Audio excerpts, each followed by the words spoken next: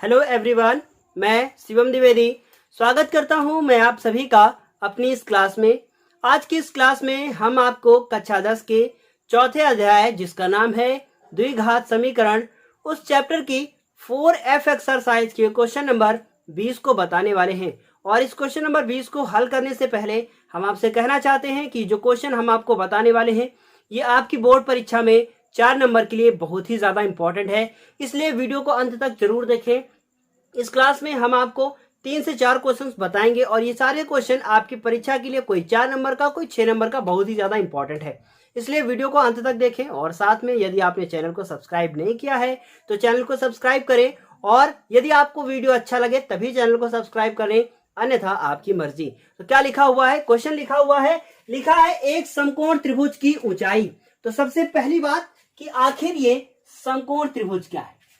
फिर लिखा है कि ऊंचाई इसके आधार से 7 सेंटीमीटर कम है, और यदि कर्ण, अब ये कर्ण क्या है, ये महाभारत वाले कर्ण नहीं है, ये त्रिभुज वाला कर्ण है। क्या है मैं आपको बताता हूं अभी।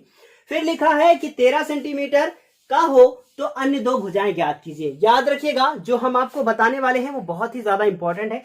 एक त्रिभुज होता है जिसका नाम होता है समकोण त्रिभुज, और इस समकोण त्रिभुज में इसका नाम आखिर समकोण क्यों पड़ा, क्योंकि इसका एक कोण 90 डिग्री का होता है। तो मैंने मान लिया कि ये कोण 90 डिग्री का होगा, और 90 डिग्री के जस्ट सामने वाली भुजा को ही हम लोग नाम दे सकते हैं कि कर्ण है। और ये हो गया हमारा नीचे वाला आधार, और ये हो गया हमारा, ये हो गया मेरा, ये कर्ण हो गया, ये आधार हो गया, और ये हो गया लंब हो गया। तो इसका मतलब क्या हुआ कि क्वेश्चन में पूछा है अन्य दो भुजाएं ज्ञात कीजिए। इसका मतलब कर्ण का मान इन्होंने कर्ण बराबर 13 दे रखा है, और आपसे लंब का मान पूछा है, और आपसे आधार का मान पूछा है। क्वेश्चन तो क्लियर हो चुका है। अब इसे आखिर हम लोग कैसे लिखेंगे। तो कर्ण दिया है, लंब और आधार ही हमें ज्ञात करना है। तो क्या लिखा है कि ऊंचाई, तो लंब को ऊंचाई भी कहते हैं। तो हम लोग क्या लिख लेते हैं, इसको हल करने से पहले बहुत ध्यान से देखिएगा, बहुत इंपॉर्टेंट है। क्या लिख लेते हैं कि माना समकोण त्रिभुज का आधार। क्या मान लेंगे कि समकोण त्रिभुज का जो आधार है उसे कुछ भी मान लेते हैं। क्या मान लिया हमने, x है। तो यदि आप इसे x मान लेंगे तो आधार x हो गया। तो कह रहा है कि समकोण त्रिभुज की ऊंचाई इसके आधार से 7 सेंटीमीटर कम है। तो इसका मतलब क्या हुआ कि अतः त्रिभुज की जो ऊंचाई होगी वो क्या होगी, अतः त्रिभुज की ऊंचाई कितनी हो जाएगी, 7 सेंटीमीटर कम हो जाएगी। इसका मतलब x माइनस 7 हो गया। और यहाँ पे सेंटीमीटर लिखा है तो हम इसे भी सेंटीमीटर लिख सकते हैं, यहाँ पे भी आप सेंटीमीटर लिख सकते हैं। इतना तो क्लियर हो गया होगा। इसका मतलब क्या है कि जो इसका लंब है, या फिर कहें कि इसकी जो ऊंचाई है वो कितनी हो गई, x माइनस 7 हो गई, और इसका जो आधार हो गया वो कितना हो गया, x बराबर 7 x हो गया, सॉरी, है ना। इतना कंप्लीट हो गया है। अब क्या करेंगे, लिखा है अन्य दो भुजाएं ज्ञात कीजिए। इसको करने से पहले आप लोगों का एक चीज क्लियर होना चाहिए, वो है हमारी पाइथागोरस प्रमेय। और पाइथागोरस प्रमेय आपने 9th क्लास में पढ़ी है। क्या कहते हैं कि कर्ण का स्क्वायर बराबर लंब का स्क्वायर प्लस आधार का स्क्वायर, ये पाइथागोरस प्रमेय होती है। तो हम लोग लिखेंगे कि पाइथागोरस, बहुत ध्यान से देखिएगा, इंपॉर्टेंट है। क्या लिखेंगे, पाइथागोरस प्रमेय से क्या होती है पाइथागोरस प्रमेय। पाइथागोरस प्रमेय होती है हमारी कर्ण का होल स्क्वायर। क्या होती है, कर्ण का होल स्क्वायर बराबर लंब का होल स्क्वायर और प्लस आधार का होल स्क्वायर। ये मैंने आप लोगों को पाइथागोरस प्रमेय लिखकर बता दी है। तो कर्ण का स्क्वायर कितना है, कर्ण का मान तो पहले से ही दे रखा है कि 13 है, और लंब का मतलब क्या होता है, लंब का मतलब ऊंचाई होता है। तो कितना है, x माइनस 7 का होल स्क्वायर है, और आधार का मान कितना है, आधार का मान कितना है, x का होल स्क्वायर है। अब देखिएगा 13 का स्क्वायर क्या होता है, मतलब 13 गुणे 6, 13 गुणे 13 तो कितना होगा, 169, सबको पता है। और ये लिखा है a माइनस बी का होल स्क्वायर। इसका मतलब क्या हुआ कि a माइनस बी का होल स्क्वायर का फॉर्मूला खोलेंगे, चित्र भी आप बना लीजिएगा। तो क्या हो गया, a square plus B square minus 2ab, तो 2 लिखा, फिर a और ये b, तो कितना हो गया, x इंटू 7। ये a होता है, ये b होता है, और प्लस का यहाँ पे क्या लिखा हुआ है, एक्स स्क्वायर लिखा है। इतना सबको क्लियर समझ में आ गया होगा। अब पता है कि चैप्टर का नाम क्या है, द्विघात समीकरण है। तो चैप्टर का नाम यह द्विघात समीकरण है, तो यहाँ पे द्विघात समीकरण एक बनकर आएगी, उसे आपको हल करना होगा। तो क्या हुआ कि यदि आप द्विघात समीकरण बना लेते हैं किसी भी क्वेश्चन में, तो क्वेश्चन बड़ी आसानी से हल हो जाएगा। तो एक्स स्क्वायर कितना हो गया, 2x स्क्वायर हो गया। 7 सत्ते 49 हो गया, यानी 7 का स्क्वायर 49 हो गया, और 7 में कितना हो गया, 14x हो गया, और ये हो गया 169। अब बहुत ध्यान से देखिएगा, ये बचा है 2x स्क्वायर, फिर हम इस छोटे वाले 14x को लिख लेते हैं और 169 को उधर ले जाते हैं, तो कितना हो गया, प्लस का 49 पहले से लिखा है, और 169 उधर जाएगा तो कैसा हो जाएगा, वो हो जाएगा हमारा माइनस का, और इधर बचेगा 0। अब क्या है कि आपको करना क्या है, 0 लिखना है, और ये हो गया 2x स्क्वायर, बहुत ध्यान से इसको देखिएगा, फिर 14x लिख दिया। अब ये वाला इससे घट जाएगा, कितना बचेगा, 169 में आपको 49 घटा देना है, सबको पता है क्या बचेगा, 120 बचेगा। क्या माइनस का 120 बचेगा, बिल्कुल माइनस का ही 120 बचेगा। क्यों, क्योंकि 169 हमारा बड़ा है, तो क्या हुआ कि माइनस का 120 बचा।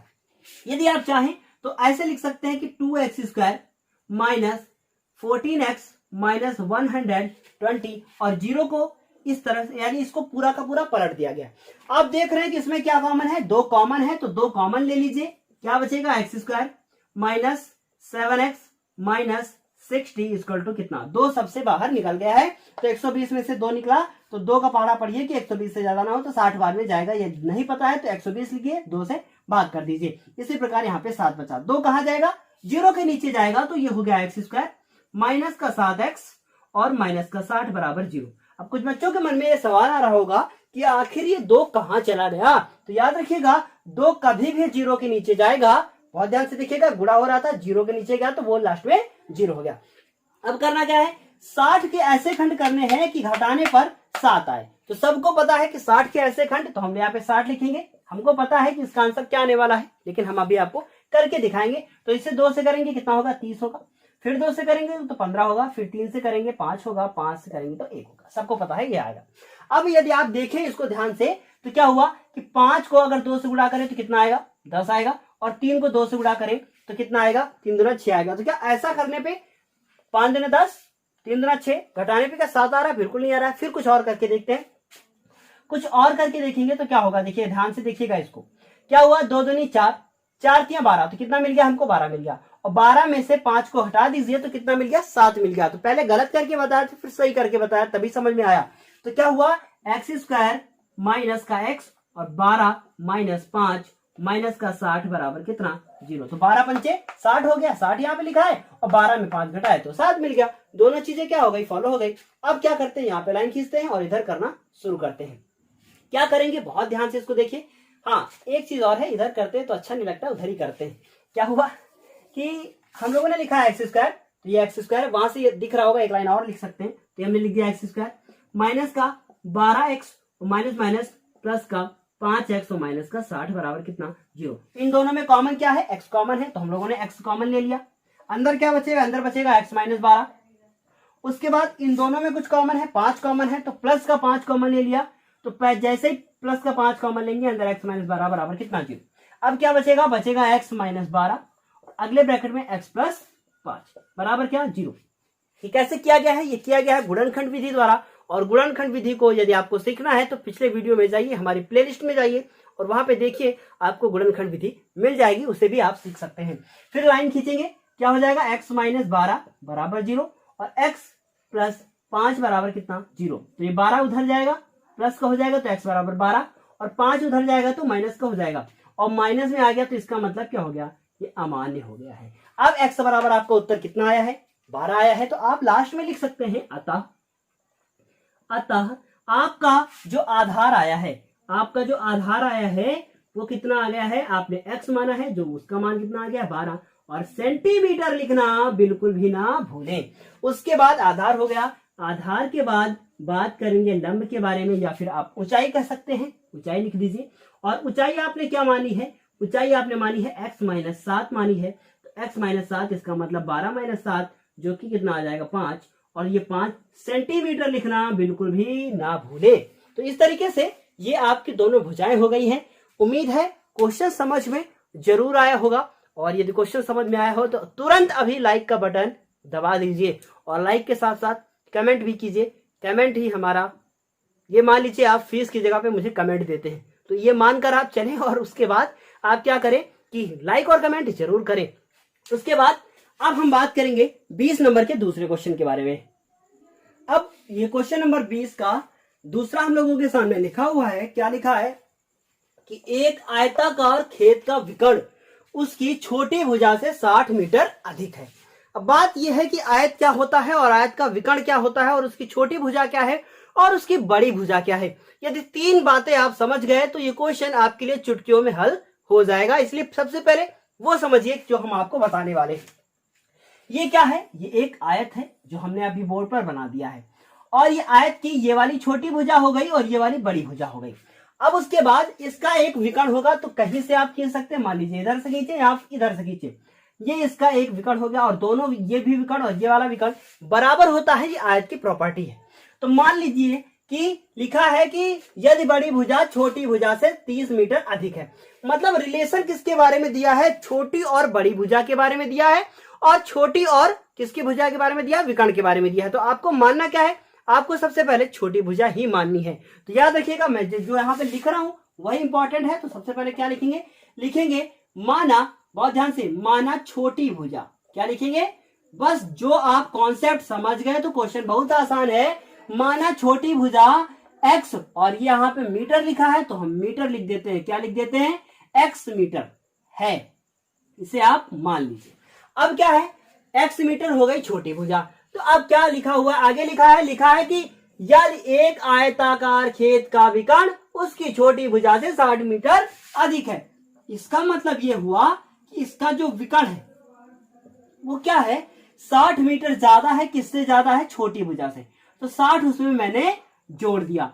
इसका मतलब क्या हुआ कि जो ये विकर्ण था वो कितना हो गया? x प्लस 60 हो गया। चित्र जरूर बनाइएगा। x प्लस 60 हो गया और छोटी भुजा कितनी हो गई? x हो गई। ये भी तो छोटी भुजा x है, तो दोनों भुजाएं आपस में बराबर होती हैं। आमने सामने वाली आयत की ही तो प्रॉपर्टी है। ये हो गया। उसके बाद लिखा है कि यदि बड़ी भुजा छोटी भुजा से 30 मीटर अधिक है। तो हमने यहाँ पे क्या लिखा? बड़ी भुजा। तो यहाँ पे लिख देते हैं बड़ी भुजा। और बड़ी भुजा लिखने के बाद बड़ी भुजा कितनी है? छोटी भुजा से 30 मीटर अधिक है। इसका मतलब वो x प्लस 30 मीटर है। ऐसे लिख दिया और ये हो गई हमारी x प्लस 30 हो गई। अब बात ये हुई कि अब इसे आखिर कैसे सॉल्व किया जाए, कौन सा रिलेशन इसमें लगाया जाए कि ये एक द्विघात समीकरण बन जाए। कुछ लोग दिमाग लगा रहे होंगे लेकिन नहीं लग पा रहा होगा, और कुछ लोगों का लग गया होगा कि आखिर कौन सा दिमाग सर इसमें लगाने वाले हैं, कौन सी ट्रिक इसमें लगाने वाले हैं जो इसके लिए आसान हो। तो हम आपको बताना चाहेंगे कि कोई भी आयत होता है तो यहाँ पे कितने डिग्री का कोण बनता है? 90 का। और 90 के सामने वाली भुजा कर्ण ये हो गई आधार और ये हो गई लंब। तो ये मानकर चलेंगे और पाइथागोरस प्रमेय लगा देंगे। तो क्या लिखेंगे? लिखेंगे पाइथागोरस प्रमेय से। बहुत ही आसान था ना। क्या लिखा कि पाइथागोरस प्रमेय से। ये पाइथागोरस प्रमेय लिख दिया हमने। क्या है पाइथागोरस प्रमेय? पाइथागोरस प्रमेय होती है कर्ण का होल स्क्वायर बराबर आधार का होल स्क्वायर, आधार का होल स्क्वायर और प्लस लंब का होल स्क्वायर। रात के 10 बज रहे हैं, रात के 10 बज रहे हैं और ये मच्छर हमें परेशान कर रहा है। इसे हम भी परेशान कर देते हैं। फिलहाल जान लेना क्या है कि किसी भी चीज की जान नहीं लेनी चाहिए, लेकिन मैंने यहाँ पे मच्छर की जान ले ली है। क्या करें, मजबूरी है, परेशान कर रहा था। तो क्या हुआ कि कर्ण लिखा और कर्ण क्या हो गया? विकर्ण है। तो x प्लस 60 हो गया, ये हमारा विकर्ण हो गया जिसको कर्ण कहेंगे। फिर आधार कितना है? आधार कितना है मैंने बताया। आधार कितना है? x प्लस 30 है, उसका मैंने होल स्क्वायर है लिख दिया। और लंब कितना है? लंब आपका कितना है? वो है हमारा x है, x का होल स्क्वायर लिख दिया। बस इसे अब चेंज करना है। किसमें चेंज करना है? इसे हमें चेंज करना है द्विघात समीकरण में। तो कैसे चेंज करेंगे आप इसे समझिएगा। a प्लस बी का होल स्क्वायर, तो ये हो गया a स्क्वायर प्लस b का स्क्वायर, ब्रैकेट लगा के लिख दीजिए। तो मैं ब्रैकेट लगा के लिख देता हूं। क्या लिखेंगे कि a स्क्वायर यानी कि x का whole square plus b square यानी कि 60 का होल स्क्वायर प्लस 2 गुणे a गुणे b बराबर, उसके बाद x, ये x स्क्वायर हो गया और प्लस 30 का स्क्वायर कितना हो गया? 30 का स्क्वायर लिख देंगे हम लोग। अभी बाद में इसको सॉल्व भी करेंगे। उसके बाद 2 गुणे x और गुणे कितना लिखेंगे? 30, इतना हो गया। और प्लस का ये वाला x स्क्वायर, ये इतना मैंने लिख दिया है। थोड़ा सा सॉल्व करेंगे इसे। ये x स्क्वायर 60 का स्क्वायर, तो देखिएगा 60 का स्क्वायर कितना लिखेंगे? 3600। 6 का स्क्वायर 36 और एक 0 का डबल 0। 60 को 2 से करेंगे तो कितना होगा, 120 का x होगा। उसके बाद बहुत ध्यान से देखिएगा, एक्स स्क्वायर 30 का स्क्वायर तो 3 का स्क्वायर 9 और डबल 0, और उसके बाद देखिएगा 3 का स्क्वायर 9 और उसके बाद डबल 0, ये हो गया 2 और 2 इसको गुणा किया तो कितना हो गया 60x और प्लस का एक्स स्क्वायर। अब उसके बाद देखिएगा एक्स स्क्वायर इधर प्लस का इधर भी प्लस का तो कैंसिल आउट, एक एक्स स्क्वायर कैंसिल हो गया। सबको इधर ले आइए तो ये वाला एक्स स्क्वायर इधर आया तो कैसा हो गया, माइनस का एक्स स्क्वायर। बहुत ध्यान से इसको देखिएगा, सिंपल बताएंगे हम आपको। उसके बाद ये लिखा हुआ है प्लस का 120x तो हमने लिख दिया 120x। फिर 60 को इधर लाइए, माइनस का 60x हो गया। अब कौन बचा, अब वो बचा है 3600 और 900 तो प्लस का 3600 इधर ही लिखा हुआ है और 900 को इधर लाएंगे तो कैसा हो जाएगा, माइनस का हो जाएगा। उधर क्या बचेगा, उधर बचेगा 0 अंडा। ये हो गया। अब क्या करना है, अब आपको माइनस का एक्स स्क्वायर लिखना है। क्या लिखना है, लिखना है माइनस का एक्स स्क्वायर। 120 में 60 चलेगा तो कितना बचा, 120 में जैसे ही 60 को घटाएंगे कितना बचेगा, 60x बचेगा। और 3600 में 900 को घटा दिया जाएगा तो प्लस का कितना बचेगा, 2700 बचेगा। बराबर कितना हो गया, 0 हो गया। अब क्या करना है, जब भी एक्स स्क्वायर के आगे माइनस लिखा हो, मैंने आपको पहले ही बताया है कि उसको माइनस से गुणा कर देना है। तो क्या लिख देना है, लिख देना है माइनस से गुणा, माइनस से गुणा लिख देना है। और इसके सारे के सारे चिन्ह को बदल देना है, माइनस का 60x और ये चिन्ह बदल गया। देखिए यहाँ माइनस था, प्लस, प्लस था, माइनस, प्लस था, ये माइनस का हो गया है। अब आपको करना क्या है, अब आपको 2700 के ऐसे खंड करने हैं कि घटाने पर 60 आ जाए। तो ये थोड़ा सा बड़ा है लेकिन फिर भी हम बताएंगे और समझ में जरूर आएगा, हमें उम्मीद है। तो हमने क्या लिखा, 2700 लिखा, 2 से किया तो 2 कम 2, 2 3 6 और उसके बाद 2 5 10 और 1 0। फिर 2 से करेंगे तो 2 6 12, 2 7 14, 1 बचा 2 5 10। फिर इसको 3 से किया गया, 3 दूना 6, 3 दूना 6 और 3 5 15। फिर इसको फिर 3 से करेंगे तो जैसे ही 3 से करेंगे 3 7 21 और 3 5 15। फिर 3 से किया गया 25 आया और 5 से करेंगे फिर कितना होगा, 5 होगा और फिर 5 कम 5 होगा। ये फैक्टर हो गया। अब देखिएगा कुछ भी करके घटाने पे 60 लाना है तो बहुत ध्यान से हम आपको जो बताने वाले हैं इंपॉर्टेंट है। देखिएगा 5 3 15 और 15 दूना 30 हुआ। कितना लिखा, 5 3 15, 15 दूना 30। कौन कौन बचा, ये बचा, ये बचा, ये बचा, ये बचा। तो देखिएगा 2 3 6, 6 3 18 और 18 5 90 हुआ। क्या हुआ कि क्या किया मैंने, लिखा है 90 और 90 में क्या घटा दिया, 30 और 90 में 30 घटाएंगे तो उत्तर कितना आएगा, 60 आ जाएगा। तो क्या लिखा, लिखा है एक्स स्क्वायर माइनस का एक्स। देखिए सब प्रैक्टिस से आएगा आपको। क्या लिखा है, 90 माइनस, आपने 90 माइनस कितना लिखा, 30 लिखा और माइनस का 2700 और बराबर क्या लिख दिया, 0 लिख दिया। उसके बाद एक्स स्क्वायर, इसको इससे गुणा किया, माइनस का 90x माइनस माइनस प्लस का 30x और माइनस के 2700 बराबर कितना, 0 हो गया। दोनों में कॉमन लेना है। कॉमन का मतलब ये होता है कि जो दोनों में छुपा हो उसे बाहर निकाल लो। तो ये x इसमें भी है, इसमें भी है, x को बाहर निकाल लिया, x माइनस 90 हुआ। यहां से 30 को बाहर निकाला, x माइनस 90 बराबर कितना हो गया, 0 हो गया। इन दोनों में फिर कॉमन लेना है तो क्या कॉमन है, ये 4 4 14, x माइनस 90। क्या लिख दिया मैंने, x माइनस 90, अंदर बचेंगे x प्लस 30। कैसे लिखा, x माइनस 90 इसमें भी, x माइनस 90 इसमें भी, कॉमन ले लिया, अंदर बचा x प्लस 30 बराबर कितना, 0। अब देखिएगा लिखा है ये ब्रैकेट और लिखा है ये ब्रैकेट और दोनों के बराबर ही 0 है। तो क्या लिखेंगे, लाइन खींचेंगे, लिखेंगे x प्लस, बहुत ध्यान से देखिएगा, x माइनस 90। तो क्या लिखा, x माइनस 90 बराबर 0 और उसके बाद फिर लिखा x प्लस 30 बराबर 0। तो x 90 को उधर लेकर जाएंगे प्लस का हो जाएगा और इसको जब उधर लेकर जाएंगे तो माइनस का हो जाएगा। आप बताइए क्या आयत की भुजा कभी भी माइनस में हो सकती है, कहेंगे आप बिल्कुल नहीं हो सकती। क्यों, क्योंकि यदि हम इस मार्कर को नापे तो ये कह सकते हैं कि हाँ ये 10 सेंटीमीटर का है या 11 सेंटीमीटर का है, लेकिन क्या ये कह सकते हैं कि ये माइनस 11 सेंटीमीटर का है, बिल्कुल नहीं कह सकते हैं। इसलिए माइनस वाला क्या लिख देंगे आप इसे लिख देंगे अमान्य और ये वाला मान्य हो जाएगा। तो इसका मतलब क्या है कि आपने छोटी भुजा निकाल ली है और कितनी निकाल ली है, 90 निकाल ली है। विकर्ण निकाल लिया है, विकर्ण कितना निकाल लिया है, 60 ज्यादा था इसलिए 90 में 60 को जोड़ देंगे। बड़ी भुजा निकाल ली है, 90 में 30 जोड़ देंगे। बस आपको लिखना है, कैसे लिखना है, आपको लिखना है कि अतः, बहुत ध्यान से देखिएगा, अतः छोटी भुजा, क्या लिखेंगे, अतः छोटी भुजा क्योंकि आपको पता है आयत में 2 ही भुजाएं होती हैं, 4 भुजाएं होती हैं लेकिन 2 ही मानेंगे। क्यों? क्योंकि ये दोनों बराबर और ये दोनों बराबर। तो क्या हुआ, अतः छोटी भुजा आपने क्या माना है, x माना है, और आपका उत्तर कितना आया है 90। और मीटर लिखना बिल्कुल भी ना भूले, तो ये लिख दिया मीटर।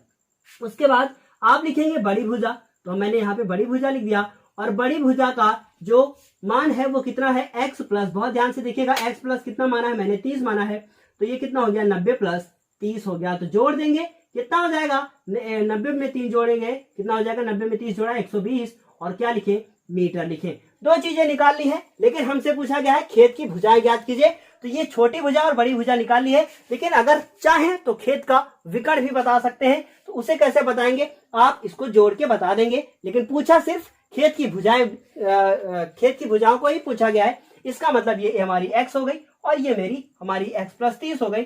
x का मान आपने निकाल लिया है 90 और इसका मान निकाल लिया है 120। इस तरीके से क्वेश्चन यहीं पे सॉल्व होता है। जल्दी से आप स्क्रीनशॉट ले लीजिए। इस क्वेश्चन के बाद हम एक और क्वेश्चन बताने वाले हैं जो कि आपकी परीक्षा के लिए इंपॉर्टेंट है, और वो क्वेश्चन है आपका 6 नंबर का। जल्दी से स्क्रीनशॉट लेने के बाद अगले क्वेश्चन को भी कंटिन्यू करें। अब जो ये क्वेश्चन आप लोगों के सामने दिख रहा है, 6 नंबर का तो नहीं है, लेकिन हाँ 4 नंबर का जरूर है। 6 नंबर का अभी हम इसके बाद बताने वाले हैं, 3 क्वेश्चन अभी बताने वाले हैं, और जो तीसरा क्वेश्चन अभी हम आपको बताएंगे इसके बाद, वो आपका 6 नंबर का हो सकता है। तो क्या लिखा है कि ऐसी 2 संख्याएं ज्ञात कीजिए जिनका योग कितना हो, 27 हो और गुणनफल 182 हो। क्वेश्चन 2 टाइप से किया जा सकता है। मैं आपको आसान वाला टाइप ही बताऊंगा ताकि आपको क्वेश्चन बेहतर समझ में आ जाए। तो क्या लिखते हैं, लिखा है ऐसी 2 संख्याएं ज्ञात कीजिए। तो हम लोग सबसे पहले लिख लेते हैं कि माना 2 संख्याएं, देखिए एक्स वाई मानकर करेंगे तो आसान लगेगा, दूसरी तरीके से मान के करेंगे तो थोड़ा सा कठिन लगेगा। तो माना 2 संख्याएं एक्स व वाई है, क्या मान लेते हैं, एक्स और वाई है। इसे प्रतिस्थापन विधि द्वारा भी हल कर सकते हैं, वैसे ही हल करेंगे हम। तो फिर लिखा है जिनका योग, तो क्या लिखा है, संख्याओं का योग। तो हम लोग लिखेंगे संख्याओं का योग। जहां तक हम आपको ये क्वेश्चन बताएंगे उसके आप आगे इसे सॉल्व करेंगे और हमें उम्मीद है जरूर कर लेंगे। तो कितना है, 27 हो, संख्याओं का योग। तो योग कितना है, x प्लस वाई बराबर कितना, 27। तो यहां से आप किसी एक चीज का मान निकाल लें। मान लीजिए आपने x का मान निकाला तो कितना हो जाएगा 27, और y को उधर ले गए तो माइनस का y हो गया। इससे समीकरण नंबर क्या मान लेंगे, 1 मान लेंगे। फिर लिखा है जिनका गुणनफल कितना हो, 182 हो। तो क्या लिखेंगे हम लोग, गुणनफल, और गुणनफल कितना होगा, 182। बहुत आसानी से इसको आप लगा लेंगे, गुणनफल कितना हो, 182 हो। तो इतना लिखने के बाद गुणनफल मतलब x गुणे y लिखेंगे, बराबर कितना हो गया, 182 है। अब आपने देखा कि ये x लिखा हुआ है, बहुत ध्यान से देखिए, x लिखा हुआ है और यहाँ भी x है, तो इस x के स्थान पे 27 माइनस y लिख सकते हैं आप। तो मैंने कितना लिख दिया, 27 माइनस y, और गुणे में ये कितना लिखा हुआ है, y लिखा हुआ है, बराबर कितना हो गया, 182। और ब्रैकेट में यहाँ आप लिख दीजिए समीकरण 1 से, समीकरण 1 का उपयोग करके इसे लिखा गया है। 27 को y के साथ गुणा करेंगे तो 27y हो जाएगा, इसको इसके साथ गुणा करेंगे तो माइनस का y स्क्वायर हो जाएगा, और बराबर कितना हो गया, 182। अब क्या करें आप, ये जो चाचा जी 182 लिखे हुए हैं इनको आप इधर लेकर आइए। तो क्या हो गया, माइनस का y स्क्वायर पहले से लिखा गया क्योंकि द्विघात समीकरण ही हमें बनाना है। ये y स्क्वायर 27y लिखेंगे, माइनस का 27y और माइनस का 182 बराबर कितना, 0। तो माइनस 27y नहीं होगा, प्लस 27y होगा क्योंकि इसके आगे प्लस का चिन्ह लगा हुआ है। अब क्या किया गया, क्या करेंगे हम लोग, इनके सारे के सारे चिन्ह बदल देंगे। तो y स्क्वायर माइनस हो जाएगा 27y, इसके पहले क्वेश्चन में मैंने आपको बताया था क्यों चिन्ह बदलेंगे, और ये हो गया 182 बराबर कितना हो गया, 0 हो गया। उसके बाद यहां आप लिख सकते हैं माइनस से गुणा करने पर। अब क्या करना है कि 182 के ऐसे खंड कर रहे हैं कि जोड़ने पे 27 आए। मैं आपको यहां करके बताता हूं। तो 182 लिखा और इसके खंड कर दिए तो कितना हो गया, 2 2 9 18, और बहुत ध्यान से देखिएगा कितना लाना है, जोड़ने पर 27 लाना है। 2 9 18, 2 1 का 2 हो गया। अब 91 आया है और 91 के हमें फिर से फैक्टर करने हैं। तो क्या ये 3 से होगा, बिल्कुल नहीं होगा। क्या ये 5 से होगा, बिल्कुल नहीं होगा। क्या ये 5 के बाद क्या 7 से होगा, तो 7 से करके देखिए, 7 एकम 7, और कितना बचेगा, बहुत ध्यान से देखिएगा, 7 एकम 7, 2 बचेगा और 21 हो जाएगा। तो 7 त्रिक 21 हो जाएगा, तो हो जाएगा। 7 से करेंगे तो 7 एकम 7, 2 बच गया, और 2 1 हो गया 21, तो कितना हो गया, 13 7 91। तो हम लोग क्या करना है, हम लोगों को जोड़ने पे 27 लाना है। तो देखिए 7 दूनी 14, और 14 में 13 जोड़ेंगे कितना आ जाएगा, 27 आ जाएगा। तो क्या लिख दिया गया, y स्क्वायर माइनस का y और उसके बाद ब्रैकेट में लिख दिया कि 14 13 और ये हो गया 14, तो कितना हो गया 14 प्लस 13 प्लस का 182 बराबर कितना 0। मैं बता ही देता हूं इस क्वेश्चन को पूरा। फिर उसके बाद ये हो गया वाई स्क्वायर, इसको इसके साथ किया तो 14y, इसको इसके साथ करेंगे तो माइनस का, क्योंकि माइनस के साथ ब्रैकेट खोलेंगे, माइनस का 13y प्लस का 182 बराबर कितना हो गया 0 हो गया। इन दोनों में कॉमन है, क्या कॉमन है, y कॉमन है, अंदर बचेगा y माइनस 14। इन दोनों में कॉमन है 13 कॉमन है, अंदर बचेगा y माइनस 182। हाँ, एक बात और कहना चाहेंगे, यदि किसी को भी कोई प्रॉब्लम हो रही है, मेरे पढ़ाने में कोई प्रॉब्लम है, या मैं तेज पढ़ाता हूं या स्पीड में पढ़ाता हूं या स्लो पढ़ाता हूं, जैसा भी पढ़ाता हूं या अच्छा पढ़ाता हूं, तब भी आपको कमेंट करना है, क्योंकि कमेंट के माध्यम से हमें पता चलता है कि क्या मुझे सुधार करना है, और मैं आपको बताता रहूंगा कि आपको क्या सुधार करना है। मैं भी बहुत अच्छा नहीं हूं और आप भी बहुत अच्छे नहीं है, मैं भी खराब नहीं हूं और आप भी बहुत खराब नहीं है, आप बिल्कुल खराब नहीं है। तो क्या है, हर इंसान में कमियां होती हैं और हर इंसान में अच्छाइयां होती हैं। अच्छाइयों को देखेंगे तो अच्छाइयां नजर आएंगी और कमियों को ढूंढेंगे तो कमियां नजर आएंगी। कमियां मुझ में भी हैं, आप में भी हैं, अच्छाइयां आप में भी हैं और मुझ में भी हैं। तो क्या करना है कि कमेंट करके बताना है कि वीडियो कैसा लग रहा है। यदि अच्छा लग रहा है तो बिल्कुल बताएं आप मुझे।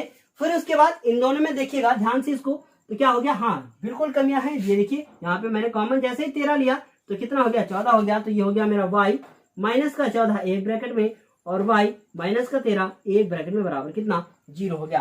तो हम लोग लिखेंगे कि y माइनस 14 बराबर 0 और लाइन खींचेंगे, लिखेंगे y माइनस 13 बराबर 0। तो y के दो मान आ गए, एक हो गया y बराबर 14 और एक हो गया y बराबर 13 हो गया। तो ये दो मान आ चुके हैं। फिर उसके बाद देखेंगे इसे कैसे सॉल्व करेंगे। हम लोग लिखेंगे कि जब, क्या लिखेंगे, लिखेंगे जब y बराबर क्या ले लेते हैं 14 ले लेते हैं। तो y बराबर अगर हम लोगों ने 14 लिया है तब x बराबर कितना आएगा, x बराबर आएगा मेरा 27 माइनस y। तो 27 माइनस 14 यानी कितना आ जाएगा, 27 में से 14 घटा देंगे तो उत्तर कितना आ जाएगा 13 आ जाएगा। तो x का मान कितना आ गया है 13 आ गया है। तो मान सकते हैं कि एक संख्या 13 होगी और एक 14 होगी, क्योंकि जब 13 लेंगे तो 14 आंसर आ जाएगा। तो हम लोग लिख देंगे कि अतः संख्याएं 13 व 14 होंगी। क्यों, क्योंकि इनका गुणनफल कितना आएगा 182 आएगा और इनका योग कितना आएगा 27 आएगा। छोटा सा क्वेश्चन था, 4 नंबर के लिए इंपॉर्टेंट है, इसलिए वीडियो को अंत तक और देखें। और इसके बाद हम जो क्वेश्चन डिस्कस करने जा रहे हैं वो और ही ज्यादा आपका इंपॉर्टेंट है। और उस क्वेश्चन को हम आपको होमवर्क देते हैं, लिख देते हैं या फिर बोल देते हैं। लिख लीजिए, हम आपको बोलकर बताते हैं। लिख लीजिए, 2 क्रमागत धनात्मक पूर्णांक ज्ञात कीजिए। 2 क्रमागत धनात्मक पूर्णांक ज्ञात कीजिए जिनके वर्गों का योग 365 हो। इस तरीके का क्वेश्चन आपने पिछली वीडियो में देखा है और वहां से देखकर आप इसे सॉल्व कर सकते हैं। तो वो क्वेश्चन आप कर लेंगे। इसके बाद जो हम क्वेश्चन आपको बताने जा रहे हैं वो क्वेश्चन इंपॉर्टेंट है और उसके बाद हम क्लास का अंत करेंगे। अब जो ये क्वेश्चन हम लोगों के सामने लिखा है कि दो संख्याओं के वर्गों का अंतर कितना है 180 है। फिर लिखा है छोटी संख्या का वर्ग जो है वो बड़ी संख्या का 8 गुना है, तो दोनों संख्याएं ज्ञात कीजिए। क्वेश्चन बहुत ही ज्यादा आसान है, लेकिन कैसे करेंगे ये मैटर करता है। तो क्या लिखेंगे, सबसे पहले लिखेंगे कि माना, बहुत ध्यान से देख लीजिएगा, इंपॉर्टेंट है। क्या लिखा है कि माना संख्याएं क्या मानेंगे आप, मान लेंगे आप x व y है। हम आपको बताएंगे, आप ये क्वेश्चन को चुटकियों में हल कर लेंगे। फिर लिखा है कि उन संख्याओं के वर्गों का अंतर, इसका मतलब क्या है कि जो पहली संख्या है या आप छोटी लिख सकते हैं तो या बड़ी लिख सकते हैं। तो हम लोग लिखेंगे बड़ी संख्या, क्या लिखेंगे, बड़ी संख्या। छोटी क्यों नहीं लिखेंगे, क्योंकि संख्या का वर्ग करेंगे फिर उसको छोटे से घटाएंगे तभी आंसर पॉजिटिव आएगा। तो लिखेंगे बड़ी संख्या माइनस छोटी संख्या। क्या किया गया है, छोटी संख्या का वर्ग किया गया है और बड़ी संख्या का वर्ग किया है, फिर बड़ी में से छोटी को घटा दिया है और उत्तर कितना लाया है, उत्तर आ गया है 180। इस तरीके से बड़ी संख्या का वर्ग, छोटी संख्या का वर्ग और घटाने पे कितना आ गया 180। इतना लिखा मैंने। बड़ी संख्या को आप कुछ भी मान सकते हैं, चाहे x, इसको x मान ले चाहे y मान ले, कुछ भी आप कर सकते हैं। तो मैंने x मान लिया, x आंसर अब बड़ा आ जाएगा। ये x स्क्वायर माइनस y मान लिया, y स्क्वायर बराबर कितना 180 हो गया। इसे आप समीकरण नंबर 1 मान लीजिए। फिर लिखा है छोटी संख्या का वर्ग बड़ी संख्या का 8 गुना है। इसका मतलब क्या है, दूसरी शर्त जो दी है, तो दूसरी शर्त क्या है, लिखा है तथा बड़ी संख्या, क्या लिखा हुआ है, लिखा है कि बड़ी संख्या, और जो बड़ी संख्या है, और लिखा है कि छोटी संख्या का वर्ग बड़ी संख्या का 8 गुना है। तो बड़ी संख्या और फिर लिख दिया छोटी संख्या। बहुत ध्यान से इसको देख लीजिएगा, छोटी संख्या और छोटी संख्या का उसने कहा है कि वर्ग, और कहा है कि बड़ी संख्या का, यहां पे ये नहीं लिखा है कि बड़ी संख्या के वर्ग का, तो वर्ग बिल्कुल भी आपको नहीं करना है। क्या लिखा है, छोटी संख्या का वर्ग, तो छोटी संख्या का वर्ग बड़ी संख्या का 8 गुना है। इसका मतलब जो ये है, बड़ी संख्या को 8 से गुणा करने के बाद मिलता है। तो बड़ी संख्या का 8 गुना छोटी संख्या के वर्ग के बराबर है। तो ये हम लोगों ने लिख दिया 8, और बड़ी संख्या को क्या माना था हम लोगों ने, x माना था, तो ये हो गया 8x, और छोटी संख्या हो गई y²। ये हो गया समीकरण नंबर 2। अब क्या करना है, समीकरण नंबर 2 को देख रहे हैं आप, इसे ऐसे भी लिख सकते हैं कि y² बराबर 8x, ऐसे भी लिख सकते हैं। तो क्या है, y² जहां पे लिखा है वहां पे हम लोगों को 8x रखना है, बस क्वेश्चन यहीं से सॉल्व हो जाएगा। तो क्या लिख दिया जाएगा, समीकरण 2 से y² बराबर 8x समीकरण नंबर 1 में रखने पर, बस यही से क्वेश्चन अब आपका आसानी से हल हो जाएगा, समीकरण नंबर 1 में रखने पर। और समीकरण नंबर 1 आपका क्या है, समीकरण नंबर 1 है x² माइनस का y² बराबर का 180 है। कितना लिखेंगे, मैं पहले थोड़ा सा पानी पी लूं। कितना लिखा, उसके बाद x² हो गया और x² लिखा गया, फिर y² की जगह पे कितना लिखना है, लिखना है 8x, और बराबर कितना हो गया 180।